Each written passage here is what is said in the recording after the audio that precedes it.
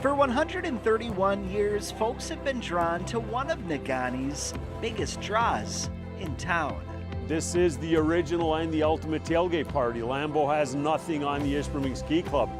This goes back to before there were tailgates. Youpers and international guests alike come here for a ski jumping tournament that has been burned into America's history.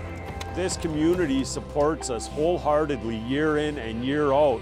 And with only one postponed tourney in the last 30 years, they're gonna jump off of this scaffold and land on that one over there. Yeah. In this wind. There's really only one uncontrollable element that can hold the jumpers back. It was the 25-mile-per-hour gusts on the night of the show that forced the competition to be pushed to the following morning. But the spectacle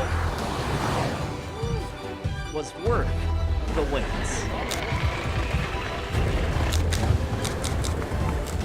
They will be going over 50 miles an hour and flying over 300 feet.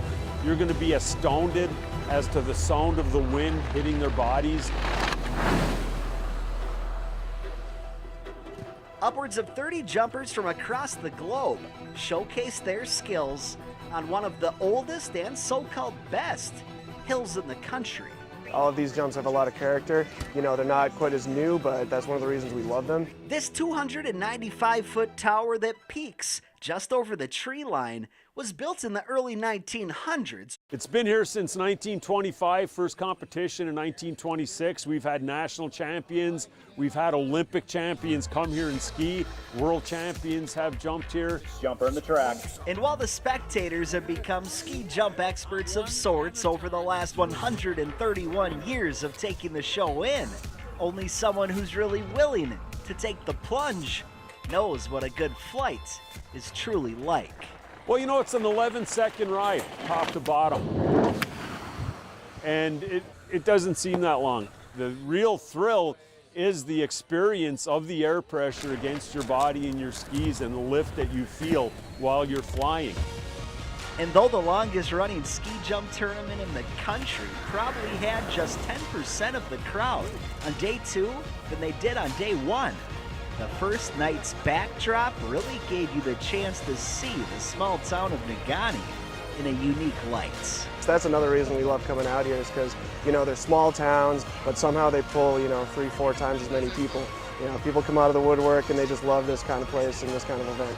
In Negaunee with photographer Josh Visti, I'm Eric Crest covering small towns for NBC 26.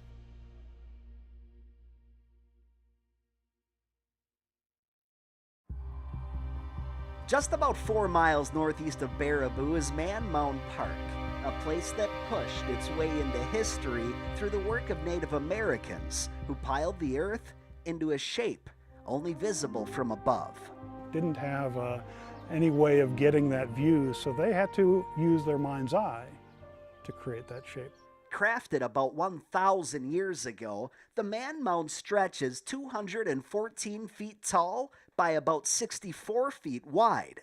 They're places that the Native peoples created as a monument to their honored dead, to themselves. And at its center is believed to be just one person of great importance who is buried here. The assumption is that these were high-status individuals. So they would be leaders, they would be chiefs, clan leaders, tribal leaders. That's our best guess. Effigy mounds, as they're known, are becoming less and less common to find. 80 to 90% of an estimated 5,000 that once existed are believed to have been destroyed. The reality is humans use this land for roads, for buildings, for farming. And merely because of its shape, the Man Mound is one of the most unique effigies that's still around. One of the rarest styles of mounds are human-shaped mounds. And this is the only one that has survived. And while other burial mounds can be found across the state of Wisconsin, they're artworks that are reflective of part of their culture. Discovering one that's preserved, open to the public, and as large as this truly is something that makes this site one for the history books. So it is a work of art. It has been created as such, and like any work of art, it's something that is created for future generations. In the town of Greenfield, I'm Eric Crest, covering small towns for NBC 26.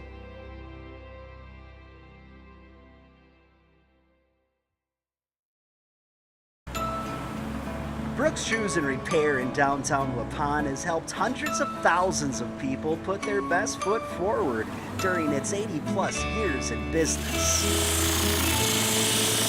There was a time when there was 3 full-time men that did repair work, and they took in and repaired about 100 pair of shoes a week. Since the 1940s, though, a lot has changed. Today, about 90% of their business is shoe sales, and the other 10% is shoe repair. We're here for the latter. I mean, I hear there is some out there, but I have not actually met any other cobblers. The one part-time cobbler employed here today will tear through about 15 repairs a week. You're just taking the old leather and putting a new sole on it. Resoling boots is the #1 fix here for their cobbler. Instead of paying $180 for a pair, we can resole it for $60. It's through a process of sanding away at the old and delicately cutting out the new that these weathered kicks can acquire a new sole, literally. With the condition I had, I mean, I could feel everything I was walking on.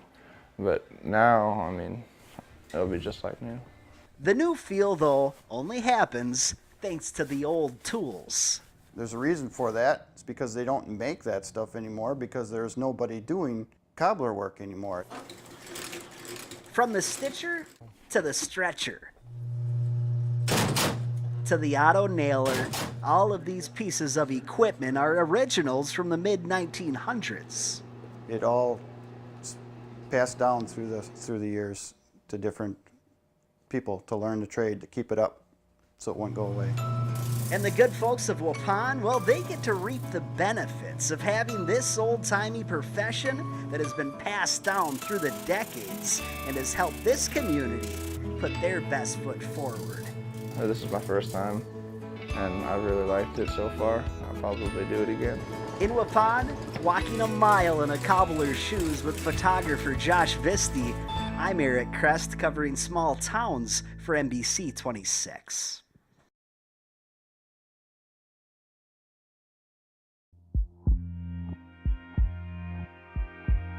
In the mid-1900s, light was cast on one of Wisconsin's hidden treasures.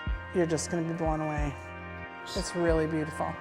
It was a routine quarry blast in 1939 that unexpectedly exposed a whole new world, hidden just 75 feet below the surface.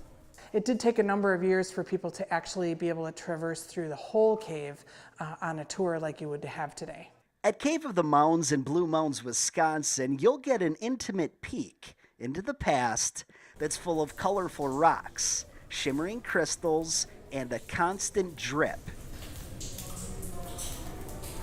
that's contributing to the ever-forming cave. A lot of caves have the formations really far away, or they're kind of hard to sort of imagine, and right here at Cave of the Mounds, it's really up close and personal.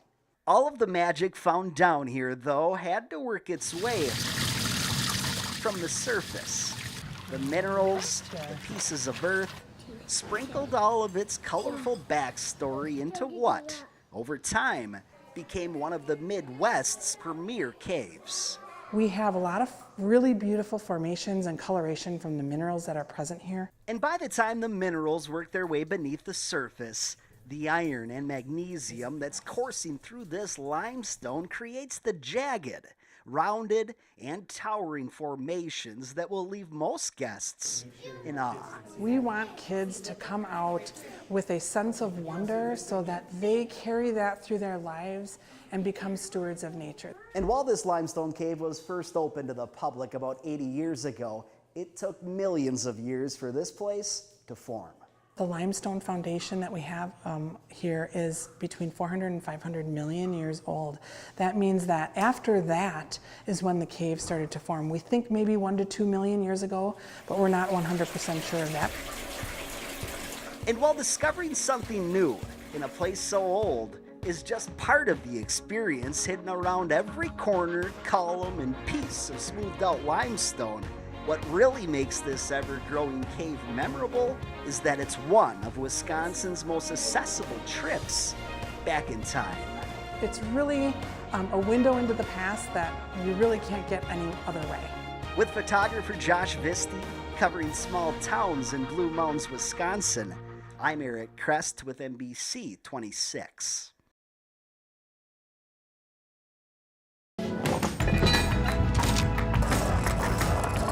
Give a guy the right equipment for the job, and then couple the tools with the strength and insight to get the work done. You got to turn it manually with that big wheel, you know, that's how that turns. And then all you really need is a gust of wind. It takes a long time just to get it started and get everything in, take the brake off.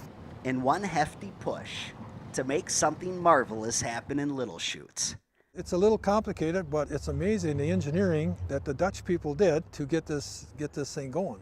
Little Chute's windmill, which is only 3 years old, was fashioned from a design that originated back in the 1800s in Holland. They cut it out in Holland and assembled it in Holland, shipped it in 5 containers. They shipped it on a boat to Chicago, and we picked it up in Chicago. The rotating power supplies that have a span of 80 feet are capable of providing the energy needed to pump water, which is what many expect out of it. But this windmill, it mills, and it was built to grind grain. It's amazing how it's put together. Just the operational, the gears, how they're put together, how just to get the thing started. Taking a look at the inside, simple but complicated. You'd think you'd grabbed a front row seat to check out the inner workings of an oversized clock. But there is no consistent tick or tock in here. It's dead silent. But it is amazing how quiet it is. And while no nails, screws, or bolts are used to hold this balancing act together, the design still fits into the 21st century. You're going to see no nuts or bolts in 1868, 1850s, you know, and it's all tongue and groove. So as long as the 110-foot tall structure remains strong, from the tip of its sail to the reflecting ground beneath its base, this windmill will draw the attention of all of those fortunate enough to stumble across the spinning spectacle that it's become. In Little Chute with photographer Josh Visti. We'll answer your questions, give you a tour. You'll be amazed. I'm Eric Crest covering small towns for NBC 26.